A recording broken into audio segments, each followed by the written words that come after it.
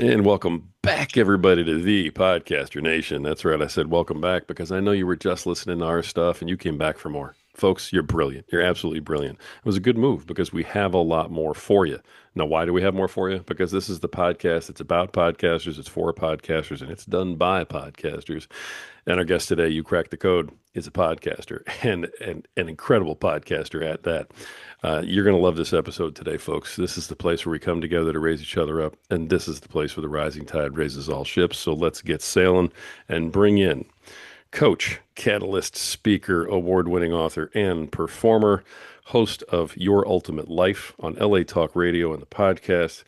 And let's see, author of 20 books and apparently 82 songs recorded. I'm sure there's more. I just don't have it on my sheet. We're going to find out all about it from this guy. I can't wait. Please welcome to the show, Kellen Fluckiger. Kellen, brother, how are you today? I'm stoked, and you said my name right, so you get 10 extra points. Oh, I'll take it. I'll take any points I can get. You get them 10 points All right. right out of the gate. Kellen, I love having you here. I mean, I enjoyed the pre-interview so much it was hard to hit record, but I was like, man, we got to hit record. We got to talk. Tell everybody, man, who is Kellen? What's your story? What brings you here today, brother? What brings me here today to every one of your listeners, I'll look you right in the eyes and tell you I love you. I yearn and ache for your growth, success, and happiness, and I say that with every ounce of sincerity and truth in my life. My own journey has been one of destruction, difficulty, failure, addiction, suicide attempts, and boatloads of other stuff. And I'll give you some details in a minute. And then radical change, growth, and all of that gooey transformation stuff we talk about. And today I live the name of my podcast, The Ultimate Life, a life of purpose, prosperity, and joy. So let me give you some details. I was raised in a two-parent home that looked pretty normal from the outside, middle class to lower middle class. And my mom got married young, and she had a real fanatic idea about what raising kids should be, and had centered mostly around religion. And so I got disciplined that today would be felony child abuse. And I struggled with that all of my life. It gave me, the feeling that I was not good enough, and I lived with that. I was shy, I was an outcast of school and all the rest, not to mention the beatings and some other kinds of stuff, verbal and sexual abuse. But I'm not blaming anyone. I love dearly every person and long since forgiven. But the mark that it left on me is I struggled with the idea that I wasn't good enough, and that the only way I could get good enough was to prove to principally my mom that I was okay. And I thought the way to do that was to make a lot of money and to be cool. So I set about doing that in a regular sort of corporate kind of pursuit and was successful. And every time I created success, I believed unconsciously I didn't deserve it. I shouldn't be here. So I would sabotage it. So I made and burned down 3 careers. I made and burned down 3 marriages. And it takes 2 to tango, but most of it was my fault. I was a crappy marriage partner and so forth. And so by the time I was 52, I left home at 17. For the next 35 years, I struggled with that impossible goal of proving and then not belonging, and so burning it down literally. Like I'd get fired, I'd do really stupid stuff. I created scandals that were in the newspapers, that kind of stuff. Like really stuff they make movies about, right? And in August of 2007,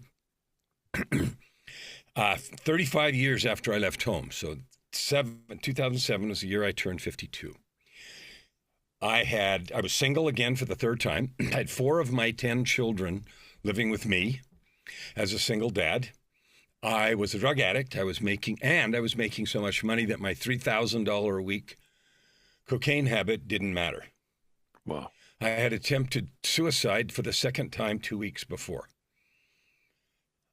So I want you to picture that guy. Yeah. All the stuff from the outside and behind the scenes, like the poster child for the guy that ought to be left at the bottom of the canyon. That dude. I came home from work on a Friday night in August of 2007 and was going to go out to party for the weekend. And my house was the party house because I was a shitty dad and I had 4 teenagers. So before I went out, I had this irresistible urge to turn on the TV. And that doesn't sound like anything. Except I didn't watch TV. So I picked up the remote and realized I didn't know how to turn it on. And I'd bought the biggest, coolest stuff for the kids and whatever. But so I had to ask my daughter, a 16-year-old daughter, punch some buttons, and threw the remote at me and dipweed. And it landed on a program called Intervention, which is a reality TV show about families, and I'd never heard of it, but about families who stage interventions with professionals for busted loved ones, right? I'm like, whoa. So the protagonist was a high-ranking executive with a cocaine problem. So I watched my life for about 10 minutes, and I said, yeah, screw it, I'm not watching this. I turned it off and went and did some stuff and was ready to, go party. And I had this urge to turn on the TV again. So this time I knew how. And that program started over. No, I didn't have a DVR. Excuse me. No, it wasn't on the schedule. And no, it can't do that. I got it. But it did. And I'm like, okay. So I watched the program. It went badly. It was only 30 minutes.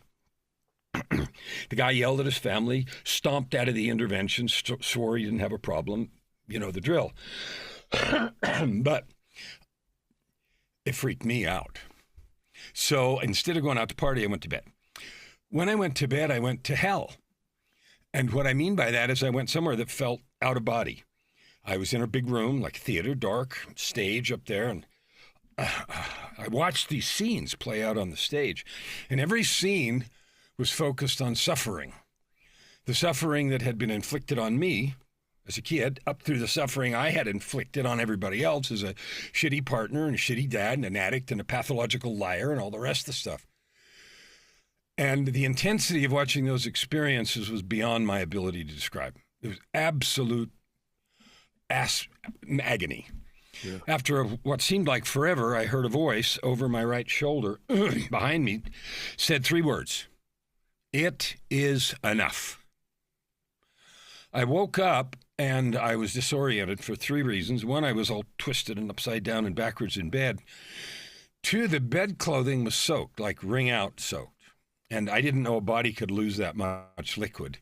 Oh. I'm assuming the intensity of the experience caused me to, I don't know, sweat to like liters, quarts. I'm in Canada, liters, whatever. So, but the real reason was that the sun was shining in the window and the windows faced west.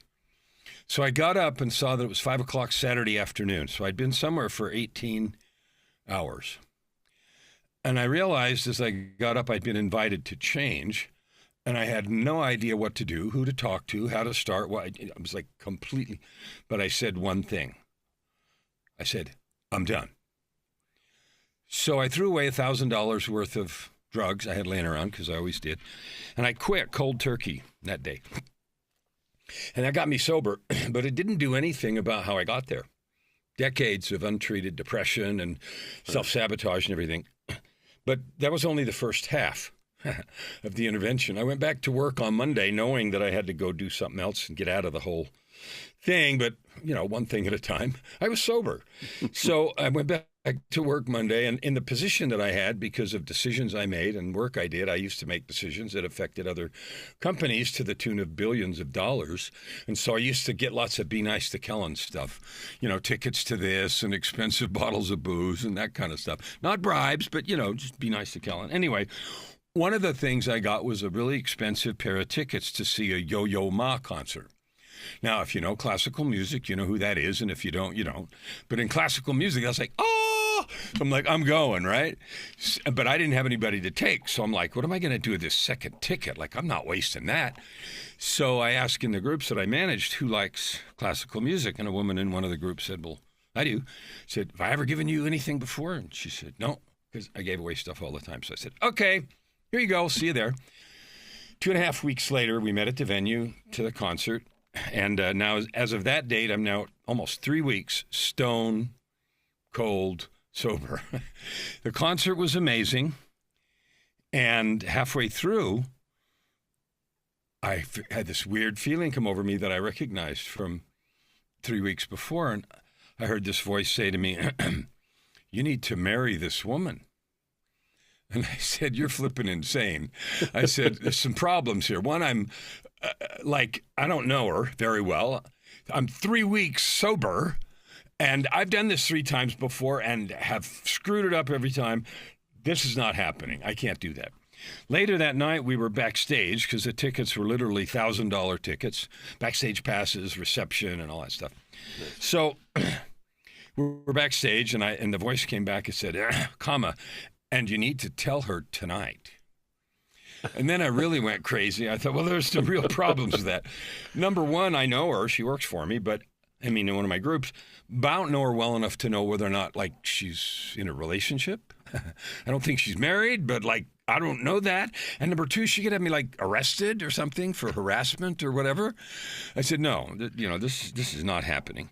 And you don't win those arguments. So I did, and it went about as stupidly as you can imagine. And she left. But the good news was she didn't have a relationship, which I didn't know, and she didn't call the cops or HR or whatever. 3 weeks later, she had her own set of experiences. I walked away from millions of dollars of contracts. She left her entire career, and we walked off into the sunset together. And this coming December, we'll celebrate our 18th wedding anniversary. She was literally the angel that was sent down to help me learn how to tell the truth, learn how to be a person, learn how to have a friend, how to be a friend, learn how to be a person, stuff I'd never learned. And she helped me get the counseling and help I needed. And she walks on water. And her name is Joy. Like you can't make this stuff up, right? No, not at all. Okay. So even with that crazy divine intervention, it didn't do any of the work. So when you think about building your podcast or building your life or changing what you believe about yourself, you have to do the work. I call it PDP, personal development push-ups, or podcast development push-ups. Call it whatever you want. Those things woke me up, but they didn't do the work. And if I hadn't had the help, I mean, my family had disowned me. I was literally alone. And so, I had some help to start with. And since then, I did all kinds of therapy and counseling and coaches. And as you do that, and I'm speaking directly to you podcasters, because podcasting's a labor of love, people. Like, it's hard. It's a lot of work. And you got to have a message, and you got to have something you're doing that you believe in, especially if you're doing anything that tries to help people. Like if you're podcasting about growing flowers or something, I don't know about that. But when you're podcasting about something that matters to you deeply, you have to be there with it. And so that development, you and me, we have to do it. And there's going to be ups and downs and setbacks, and it's not worth it. And, oh, why am I doing this? And all that stuff's going to happen. And it happened to me over and over and over again. And as I developed and started growing and healing, guess what? I started feeling like, I could really help people with the stuff that I've learned, the stuff that I've been through. I want to do that. What is that? Oh, I think that's coaching. I better learn about that. So I did, and I became a coach, and et cetera, et cetera. And I'd been a big shot executive with lots of people working for me, but that's not the same. Yeah. So in the last years, I've developed that, and I wrote 1, 2, 3, 5, 10, now 20 books. I'm writing 2 more right now that'll be out before the end of the year.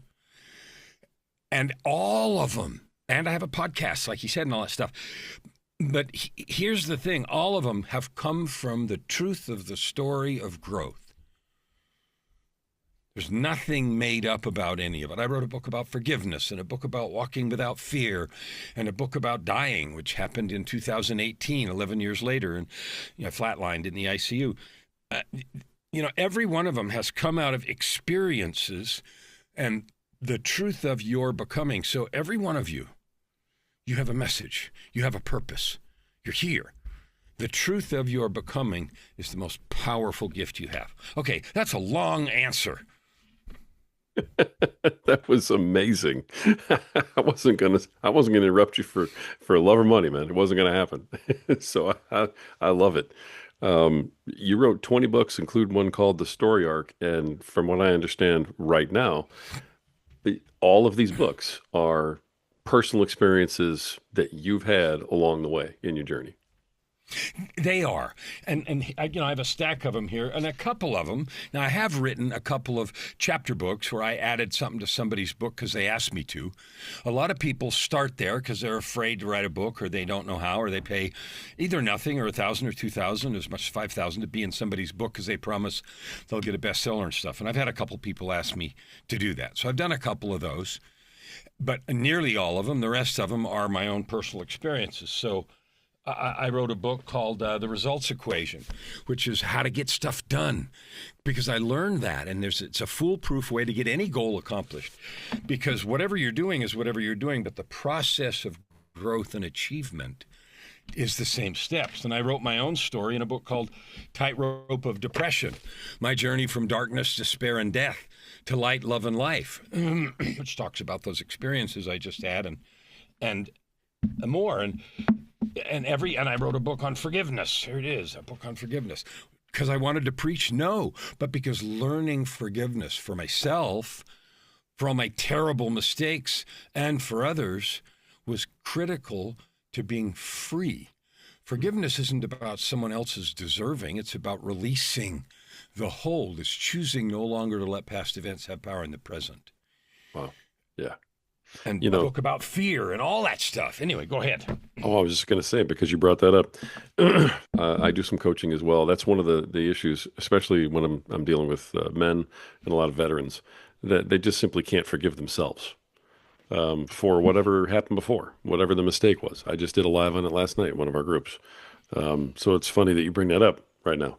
When you're talking about forgiveness, with everything that you went through, for instance, and when you look back, pain you caused yourself and others and that sort of thing, where do you begin that journey of trying to forgive yourself? I'll tell you, and I'll tell you the steps, and it's not going to be what you think. Forgiveness is a personal act and has nothing to do with anyone else. That doesn't mean you don't try and make amends if you've been in 12-step or other recovery programs like I have. You need to make a list and you need to try to make amends and stuff like that.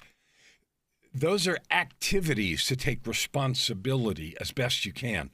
But the truth, almost all of the ones you suffer most for, you can't fix.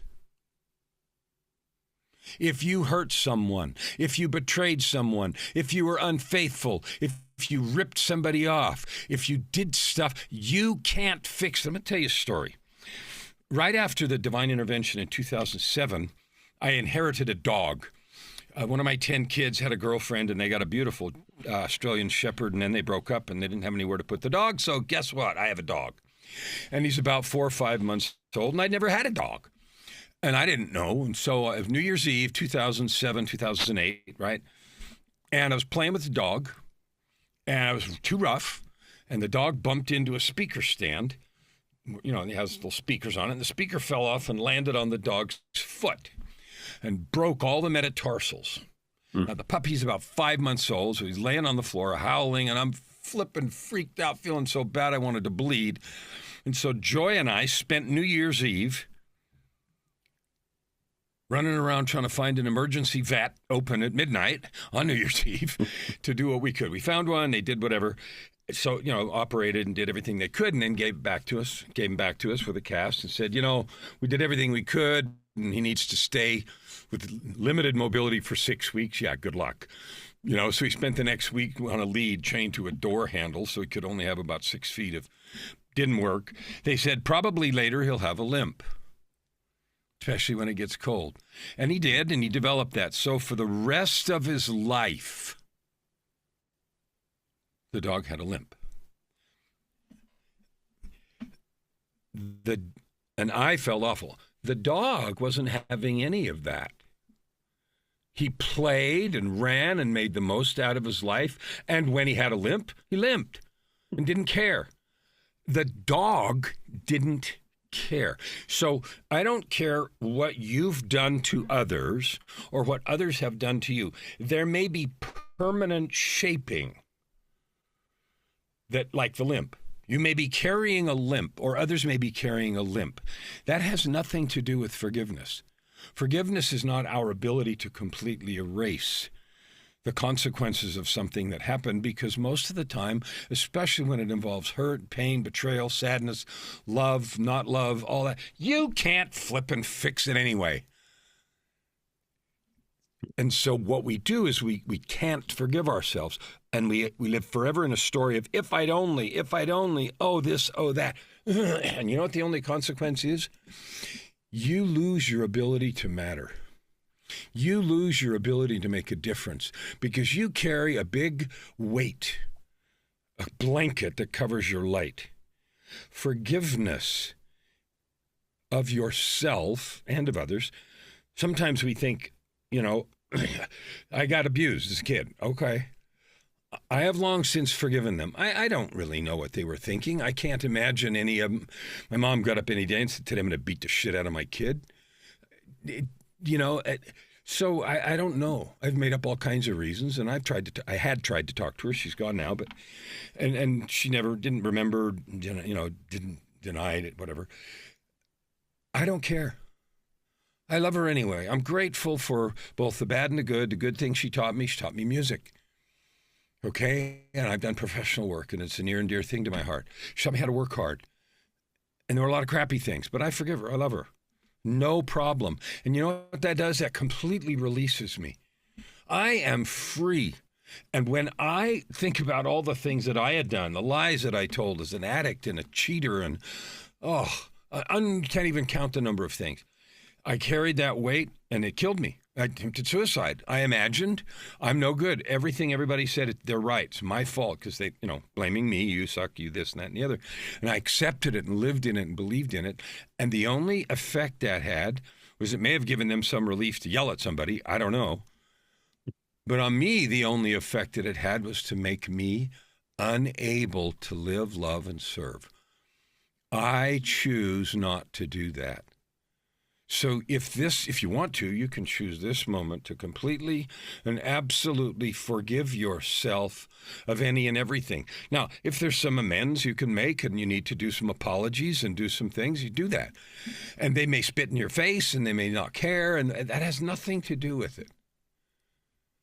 It is the effort and the intention. And then forgive, because if you're hiding your light that you've gained from the experience and what has changed for you, I am getting ripped off because I can't see the growth and the light because you're busy over there feeling guilty about it.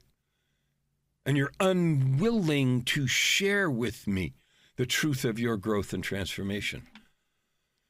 So, buy the book, read it, Forgiveness. It's about you choosing to no longer allow events from the past to have power in the present.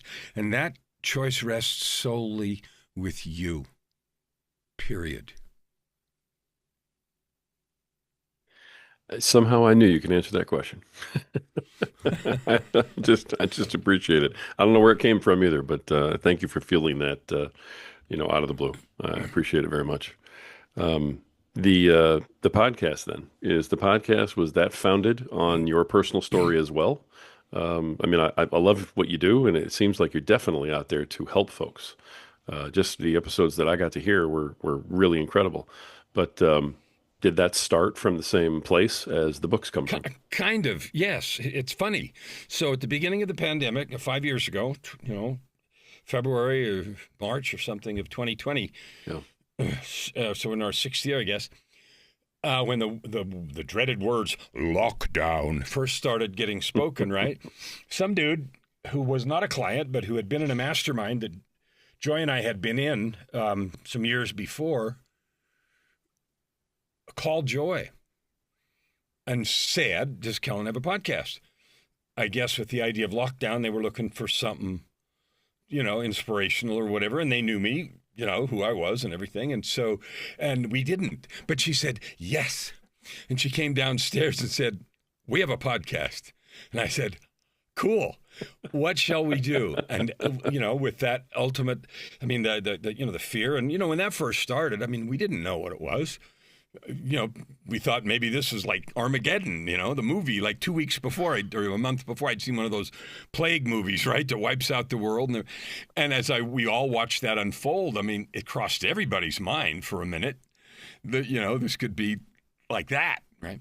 So anyway, I was thinking, what can I do? If I'm going to do this, I'm going to do it, because I don't do anything half-assed. So I thought, I'm going to create a thing. And so Your Ultimate Life, how to create a life of purpose, prosperity, and joy by serving with your divine gifts and life experience. It just sort of came to me as a thought. And so that's where it started. And so we're now in our 6th year. And I think I told you ahead of time, we've recorded 1,000. We're just doing, crossing into our second 1,000 episodes. And I love it.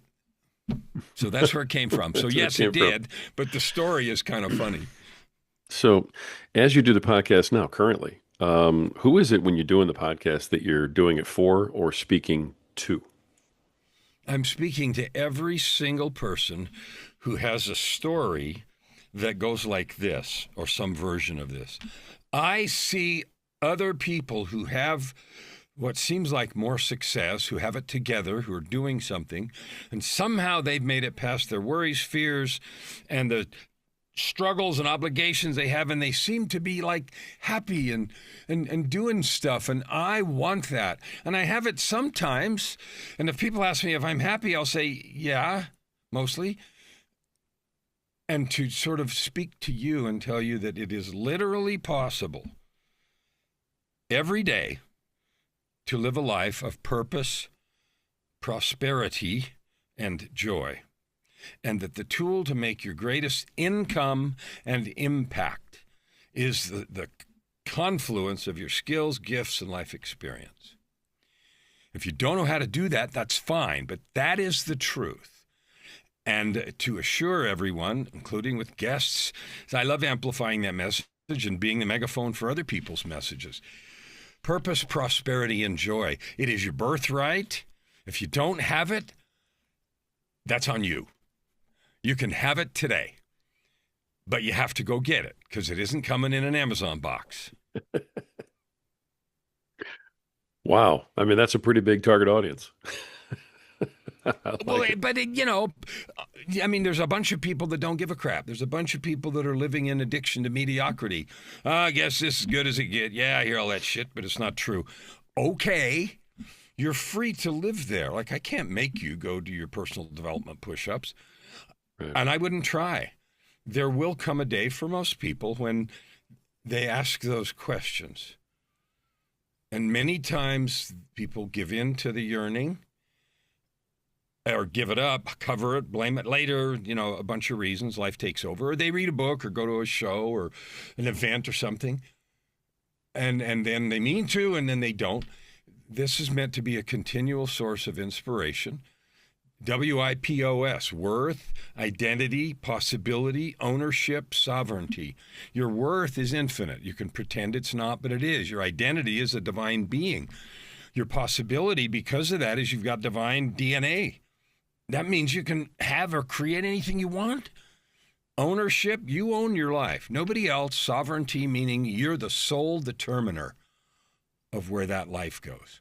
And if you haven't exercised that up to now, fine. I didn't start till I was 52. So I don't care where you've been. I don't care what's come before. Today, you can change direction and move in that direction. I love that belief system. And the way that you talk about it, it makes it sound like it's right there for anybody who wants it. Is it just about wanting it bad enough?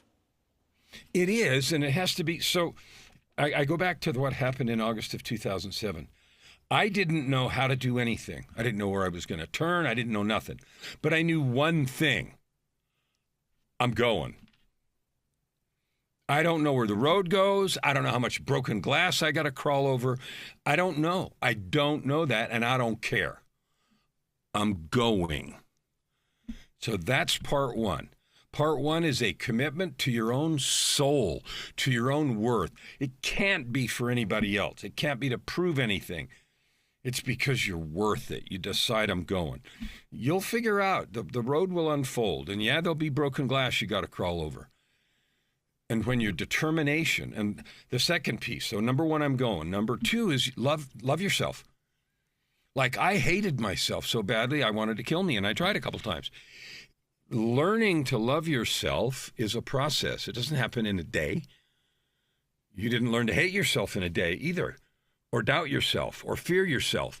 That happened over time with the accumulation of a bunch of experiences that you chose to accept as truth. Well, you can rewrite that narrative. One of the books I wrote is called The Book of Context. And context, we all know, people say, well, they took that out of context, meaning they changed the entire meaning. Well, context is everything. Someone can look outside and it's raining and say, oh, my plans are ruined. It sucks. Another person next door could look outside and it's raining and they're going, oh, finally, I've been waiting. Same day, same stuff, different context. So the Book of Context is about how to identify and change those beliefs, stories that we have woven into our DNA. So I do, and it is right there, but you have to say you're going. You have to learn to love yourself, and if you need help with that, get it. Like the idea you're going to do this by yourself, I don't know, maybe you can, but it's going to take forever. So if you want to take less than forever, get the help you need. Yeah. And get rid of the idea of, that you're supposed to have it all figured out. That killed me. Literally. Yeah. Okay. So yes, it is. And when I make it sound like that, that's on purpose. Because it is. It is your destiny. It is your opportunity. And it isn't coming in an Amazon box. So you gotta decide you're going. You gotta make a declaration. You gotta learn to love yourself. You're gonna have to change some habits. There isn't an easy button. We taught ourselves that everything needs to be solved in the length of a TV sitcom. And if it isn't like that, it's like, oh, it must not be my season. Well, that's BS. Yeah. I love what you're talking about. You call yourself a coach.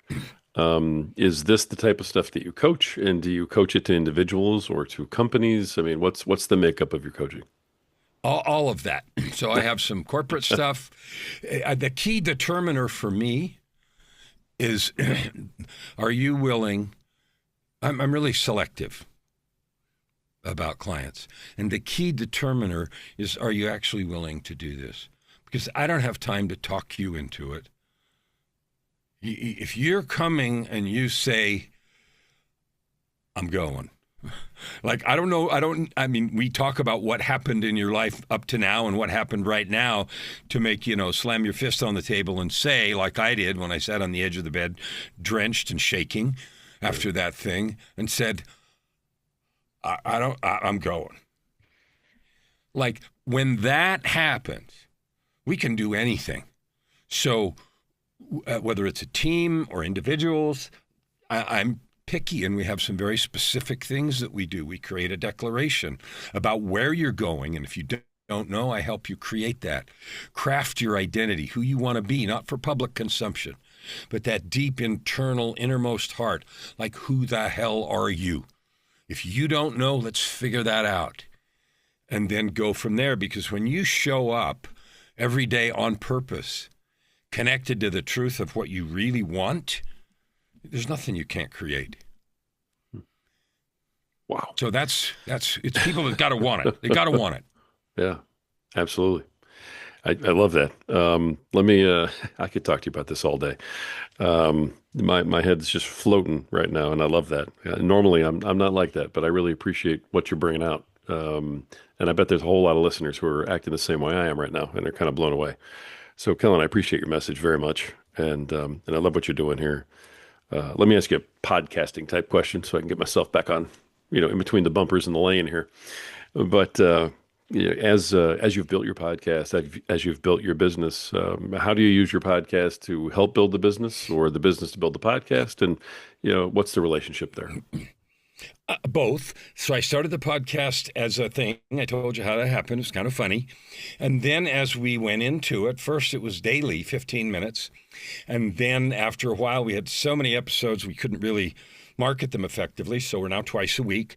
We switched from audio to video about episode 600, so about 400 episodes ago.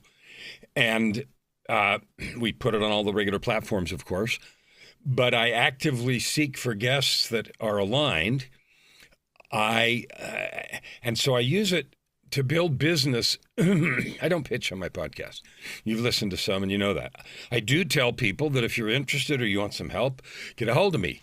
The URL on the bottom here, Kellen Fluckiger Media. If you want to learn everything I'm up to, go there. There's also a contact form. Go ahead. I love meeting people. The reason I love meeting people is because I know who you are. I know who you are. I don't know all the details, but I know who you are. You're a divine being here to have experiences. You've learned some stuff. You've been hurt. You have yearnings and growth. You have doubts and fears. And if you're ready to turn that mess into a message, if you're really ready to discover and create impact, then I know you. And so that's how it builds. People, I also get guests on because I want, my goal this year, my commitment in the next 3 months. I got 3 months left of my year. My year starts October 14th. And people often ask why. And the reason it starts October 14th is because that's Joy's birthday. And that's the day of days, right? So that's awesome. By the end of this year, I will have reached 300 million people. But they're not just with my message, they're with yours. I invited you to come on the show. I want every person that's got a message and they're really serious about it, I want to amplify it. Yeah. And I've got the podcast and an LA Talk Radio live show. And the purpose is that, to continue to help people understand. This is not a bunch of woo-woo crap where we airy-fairy sit around and dream and create vision boards. This is about truth, connection, action, and focus. And that's why I use the word alchemist, because it's about the truth, that there's a little science and there's a little magic, and you can harness both. So my podcast builds the business. The business, as it grows, gives me access to more fun and exciting guests.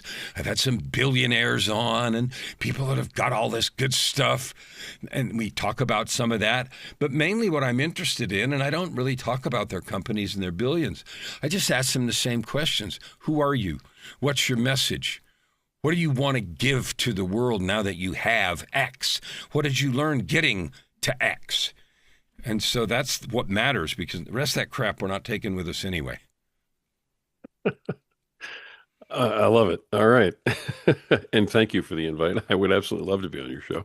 I'm not sure I qualify. I mean, you've had some pretty powerful people on there, man. Yeah, that's not about that. Well, I appreciate it. Let me ask you a question. Do you have a message? Absolutely. Then you qualify.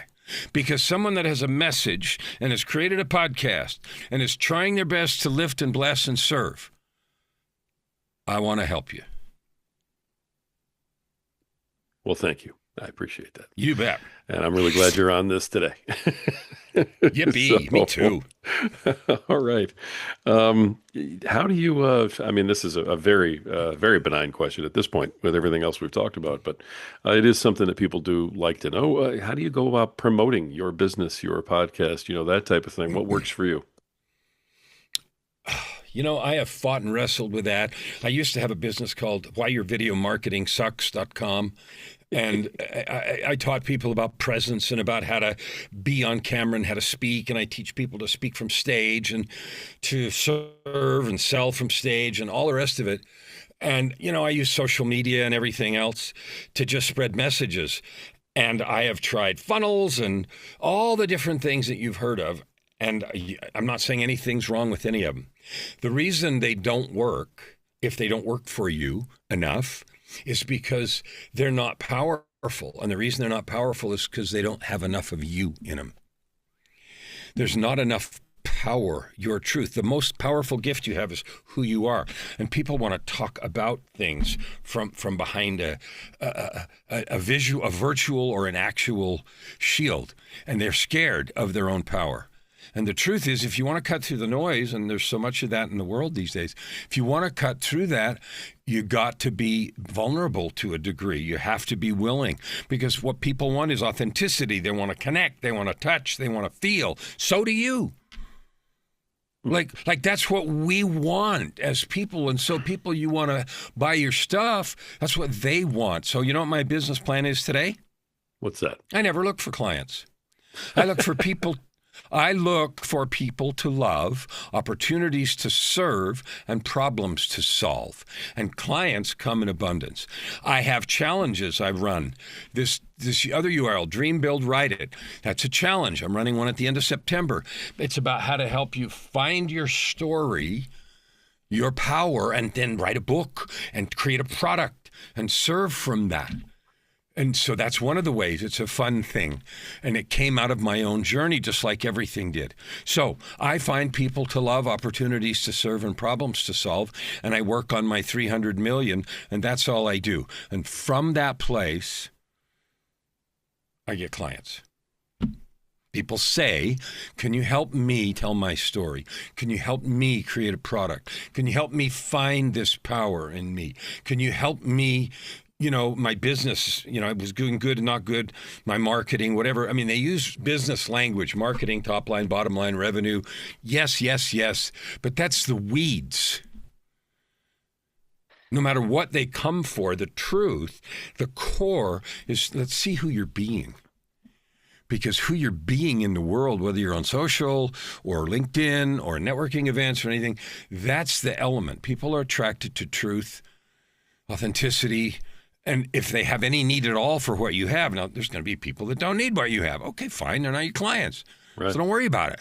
And there's going to be people that aren't ready for what you have. When I talk to people, 19 out of 20, 95% of people that I talk to are not ready to coach with Kellen.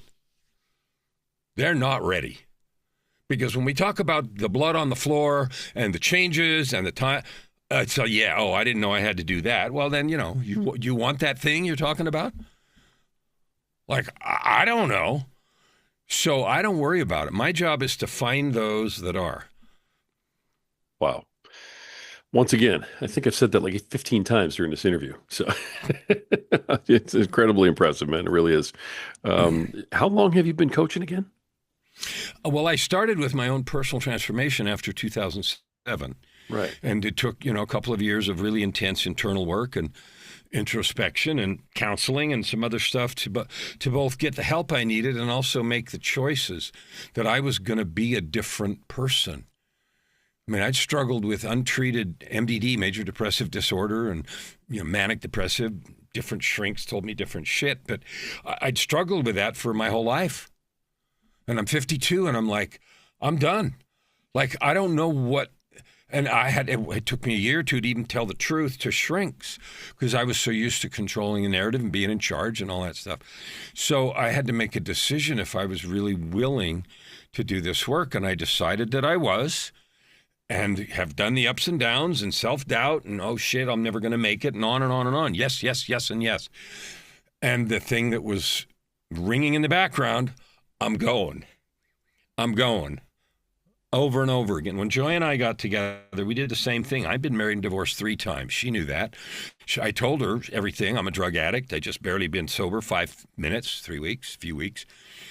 And so that intervention happened in August. In October, she moved in with me. So 7 or 8 weeks later, we both resigned our positions then. We got married in December.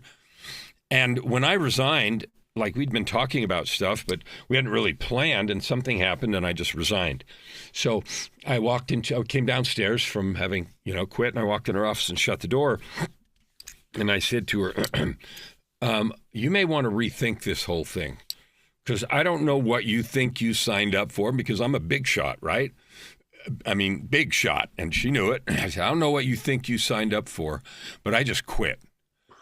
And I don't know if I'm going to stay in the city. I don't know if I'm going to stay in the province. I don't know if I'm going to stay in the country. So you may want to rethink this. I was giving her the chance to, change her mind because it was pretty dramatic, pretty fast. And she didn't drop anything. She looked right at me and said, I'm in. And so, and I said, okay, baby, because I'm not doing this again. This is ride or die.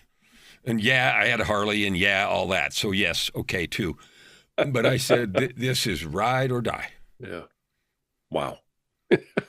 So if you're that, like you can have anything you want, you really can, but you're not going to get halfway in this pool. Man. I love it. Wow. All right. I mean, she So, absolutely was sent to you, man. podcast. Listen, if you guys are thinking about doing your podcast, just do it. Find something that really you can tell the truth about. And yeah, there's technical stuff, and I'll give you a podcast page. I have it on all the platforms, but I also use, I forgot which thing the team uses, but we have a podcast website that's just the podcast.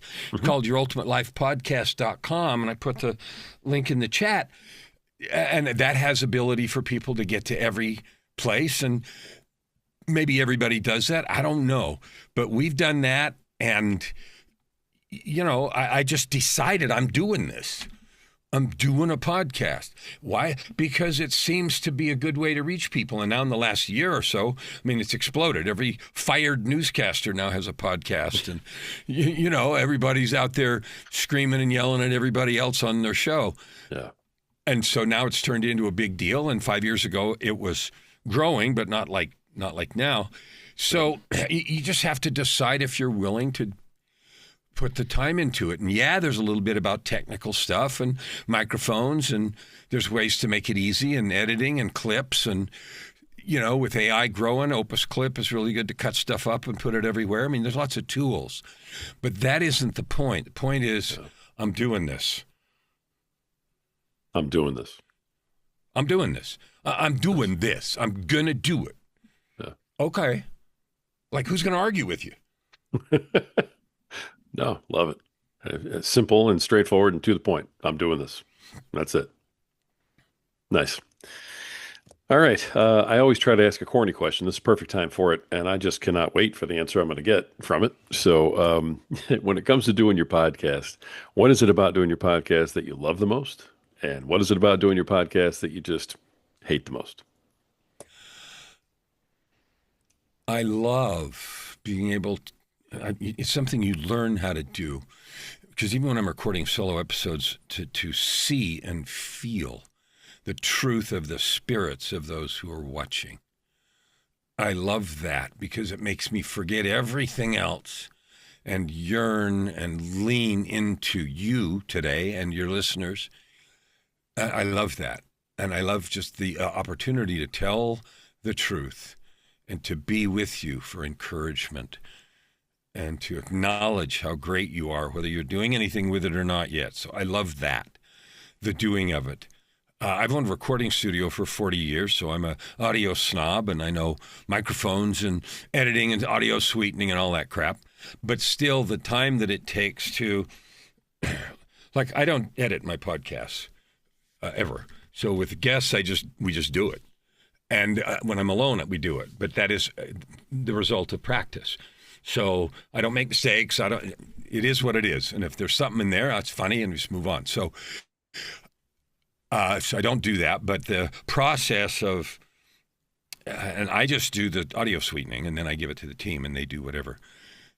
So that process is not as much fun. I love getting guests. I love getting guests. I love meeting people. I love doing the shows. All that is just magic. But if there's a part that I don't like, even though I've been an audio engineer and I've done all that music and stuff like that, it's okay, I got to, do the sweetening. And I've got, effects chains that I just throw in. I use Adobe Audition, and it doesn't take very long. Like, I can sweeten and clip 6 episodes to give to the team in an hour, but I still don't. That's not my fun part. Great answer. I knew they were going to be great answers. So thank you for that. I appreciate it. Especially the part you love. That was incredible. So I appreciate it very much. You've done over 1,000 episodes at this point, which, I mean, is just mind blowing to most people. So congratulations on that. That's absolutely fantastic. And you can definitely handle this sort of final question as we start to wrap things up here. And that is, what is your best piece of advice for podcasters who are out there who are not quite where you are yet? So it's like got 3 parts. One is you can't give up. You're going to feel like it. You're going to think you're shouting in the wind and nobody cares. And that usually happens like 99.99999% of the time. Once in a while somebody has an accident and it lands in the right place. But so You're doing it because you love it. You're doing it because you love the people. Yeah. So don't quit. Just don't. Just don't quit. What was the question? The piece of advice? Yeah, best advice you have for podcasters who are not where you are yet, which is pretty much everybody. Find something. Well, I've done 1,000 YouTube videos too, and I have another 500 episodes I haven't ever published. So yeah, thousands. Okay, there you go. But what it's taught me, you know what? When I was in school, I was the nerd that hid in the library behind horn rim glasses, and everybody hated me, and I was shy and everything else, and I would not have been voted most likely to anything. And so the person you see now, this is a development. This is a connection to truth. It's learnable. Anything's learnable. So number one, I don't care if you're a clumsy host. I don't care if you get stuck in the middle and you feel like you got to edit all the breaths and ums and uhs and all the stupid stuff out. Okay, do it and suck. Do it and suck less. Do it and get good at it. Okay, that's advice. Do it and suck. Talk to somebody. Get some help. If you have to, pay a little bit to talk to a successful person, how did you do it? What do you do? What's the mic? What's the system? What's the best way to do this? What matters? What doesn't matter? Some people think crappy video doesn't matter that much or crappy audio doesn't matter that much. It's not that hard to fix. You used to have to do a lot more to get decent quality stuff. Now good quality stuff's the minimum standard. Nobody listens to stuff that's hard to hear. Yeah. So sure. Get help. And the most important thing is find something you love. Like, I'm going to do a podcast because it's kind of cool. And I think I should because like everybody is. So yeah, okay, I'm going to do that. You're dead. That's it. Pick something you love. And then decide this is a method I'm going to use to communicate my message. Nice. Okay, and then get the help you need. It's all learnable. It's all stuff. Like, there's ain't no magic. And then get after it. Love it. Absolutely love it. Host of Your Ultimate Life podcast, coach, catalyst, speaker, award-winning author, performer, Kellen Fluckiger. Kellen, thank you, man, for coming on today, sharing everything that you have, and for waking up a lot of people in a lot of different ways. Very, very powerful stuff, and I'm grateful that you were here today. Thank you. You are absolutely welcome, and I could not leave the show without honoring you because, as I said, podcasting's a labor of love, so I honor you for your heart, your openness, your truth, being willing to do this, and all the rest. So bless you for every piece of good you are adding to the world. Thank you, Kellen. I appreciate that. It means a lot. Folks, that's been another fantastic episode of the Podcaster Nation. The reason we have powerful guests like this on here with incredibly powerful messages is because this is the podcast that's about podcasters. It's for podcasters, and it's done by podcasters. And if we didn't prove it today, then we've never proven it. And I think that we have. Today, we definitely hit the note. This is the place where the rising tide truly raises all ships. So keep sailing.